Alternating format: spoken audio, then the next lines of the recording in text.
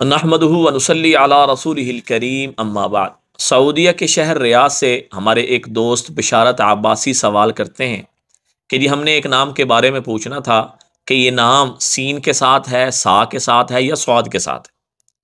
آپ لوگ بھی دھیان توجہ سے سن لیں، اکثر اس نام کے اندر ہم یہ غلطی کر رہے ہوتے ہیں، اور اس غلط نام کو ہم نے اپنی بچیوں کا رکھا بھی ہوا ہے۔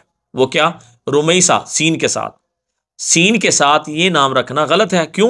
اس لیے کہ اس کا معنی غلط بن جاتا ہے، اور اس کے الفاظ کے اندر بھی ایک غلطی ہوتی ہے کہ را کے بعد واؤ لے کر آنا، رومیسہ، تو واؤ بھی نہیں ہے اور سین ہے، مطلب رمیسہ لے کر آئیں سین کے ساتھ تو اس کا معنی بنتا ہے، یہ رماسا سے تصغیر ہے اور اس کا معنی بنتا ہے مٹانے والی، چھپانے والی۔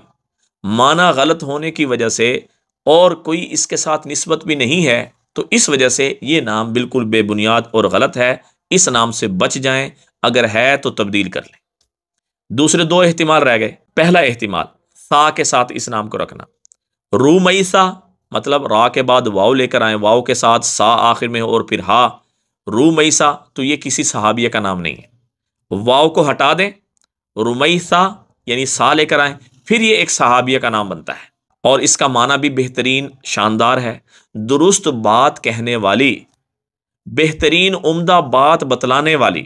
تو ماشاءاللہ معنی بھی اچھا ہے، لیکن یہ ہم نام اس لیے رکھیں گے کیونکہ یہ صحابیہ کا نام ہے، باعث برکت ہے، اللہ کے نبی نے اس نام کو پاس فرمایا۔ اور اس کے ساتھ دوسرا احتمال جو بالکل درست ہے، اور وہ نام بھی ہم رکھ سکتے ہیں رمیسہ، اس میں بھی واؤ شامل نہیں ہے۔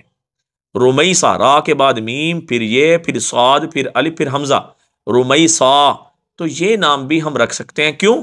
اس لیے کہ یہ صحابیہ کا نام ہے، اور حضرت انس بن مالک رضی اللہ تعالیٰ عنہ کی والدہ کا یہ نام ہے، اور ان کی کنیت تھی ام سلیم۔ ام سلیم کا اصل جو نام تھا وہ رمیسہ تھا، اور اس کا معنی ہے ایک ستارہ۔ سین کے ساتھ رمیسہ بالکل نہ رکھیں، سا کے ساتھ اور صاد کے ساتھ یہ نام رکھا جا سکتا ہے، اور باعث برکت ہے۔